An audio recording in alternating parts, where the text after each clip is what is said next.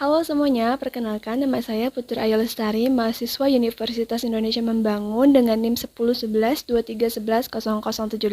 Mata kuliah Customer Relationship Management dengan dosen pengampu Bapak Ridwan Mutakin, SPD, MM. Pada video kali ini saya akan membahas tentang PT Global Ticket Network atau bisa kita kenal Tiket.com. Tiket.com merupakan perusahaan online travel agent atau OTA yang beroperasi di Indonesia sejak tahun 2011. Aplikasi ini menyediakan layanan pemesanan tiket pesawat, hotel, kereta api, sewa mobil, dan aktivitas wisata lainnya. Sebagai pionir dalam industri travel berbasis digital, Tiket.com bersaing ketat dengan platform lain seperti Traveloka dan Pegi-Pegi. Meskipun dikenal sebagai penyedia layanan lengkap, Tiket.com tak luput dari sorotan publik. Seperti belum lama ini di bulan Mei 2025 muncul kontroversi yang melibatkan Tiket.com dan promotor Michima Pro terkait penjualan tiket konser grup musik Day6. Saat fans May Day, nama fandom Day6 sibuk menunggu tiket konser Day6 lewat Tiket.com. Mereka belum menerima seat number atau SN dan queue number atau QN. Padahal sudah dekat hari H. Akhirnya Tiket.com menyarankan fans untuk refund sementara, tapi promotor Michima Pro justru meminta mereka untuk menunggu dan mengisi form. Kejadian ini bikin heboh timeline Mayday dan jadi sorotan netizen karena dianggap lemah dalam komunikasi dan transparansi.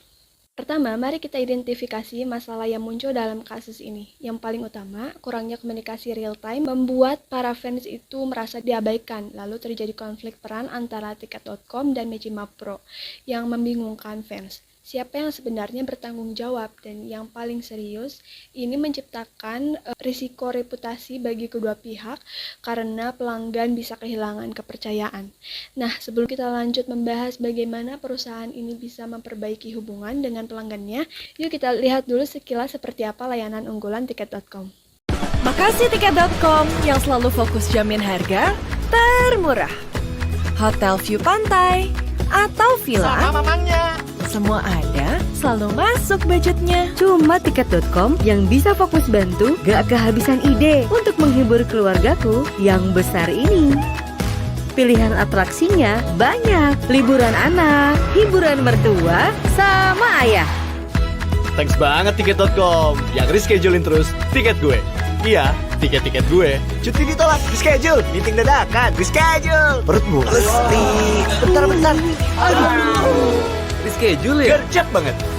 Tiap hari ada aja diskonnya. Gak kerasa udah 11 tahun.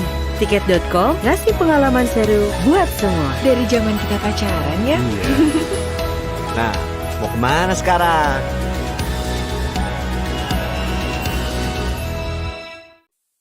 Sekarang kita masuk ke bagian paling penting, yaitu bagaimana Tiket.com bisa memperbaiki kepercayaan dan membangun loyalitas pelanggan melalui strategi CRM berbasis 4R, yaitu relationship, retention, referral, dan recovery. Yang pertama, relationship atau hubungan.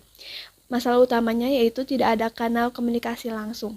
Solusinya bagaimana? Yaitu buatkan fan community portal yang resmi dan interaktif.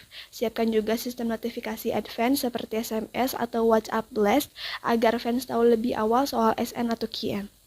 Dan libatkan admin komunitas Mayday sebagai jembatan komunikasi. Yang kedua, retention atau retensi. Fans yang kecewa bisa dengan mudah pindah ke platform lain. Tawarkan program Tiket Star Concert Member yang berisi kompensasi dan akses eksklusif. Berikan juga voucher diskon sebagai bentuk goodwill. Dan manfaatkan CRM analisis untuk mendekati potensi kehilangan pelanggan sejak dini. Yang ketiga, referral atau rujukan.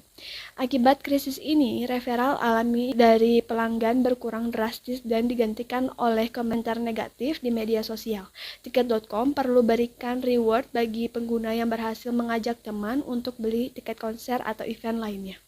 Yang keempat, yaitu recovery atau pemulihan. Recovery adalah titik krusial dalam kasus ini, yaitu kepercayaan yang rusak. Tiket.com perlu menerapkan pendekatan service recovery paradox untuk mengetahui kesalahan, minta maaf, dan beri solusi konkret.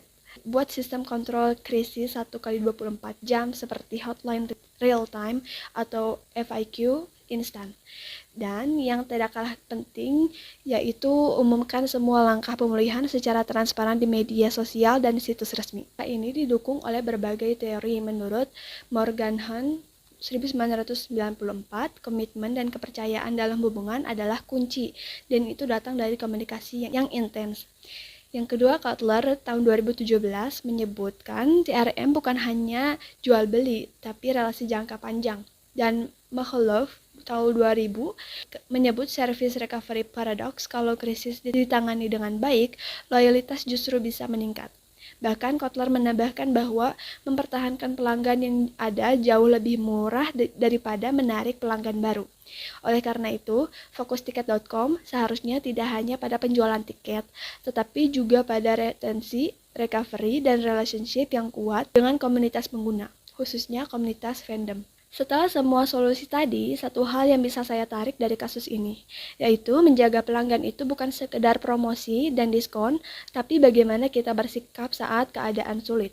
Itu yang membentuk loyalitas. Dan selama mengikuti perkuliahan Customer Relationship Management atau CRM, saya mendapatkan banyak wawasan baru tentang pentingnya menjaga hubungan jangka panjang dengan pelanggan. Materi-materi yang diajarkan tidak hanya teoritis, tetapi juga sangat relevan dengan situasi dunia nyata seperti kasus yang saya analisis dalam video ini. Saya jadi menyadari bahwa pelanggan bukan sekedar target penjualan, tetapi aset jangka panjang yang harus dijaga kepercayaannya melalui komunikasi yang baik, pelayanan yang tulus, dan strategi yang tepat. Perkuliahan ini juga mengajarkan saya untuk berpikir dari perspektif pelanggan, memahami kebutuhan mereka, dan menyusun strategi bisnis yang berpusat pada kepuasan dan loyalitas. Terima kasih kepada dosen pengampu Bapak Ridwan Mutakin, SPD MM, atas ilmu dan bimbingan yang telah diberikan selama 1 semester ini. Terima kasih.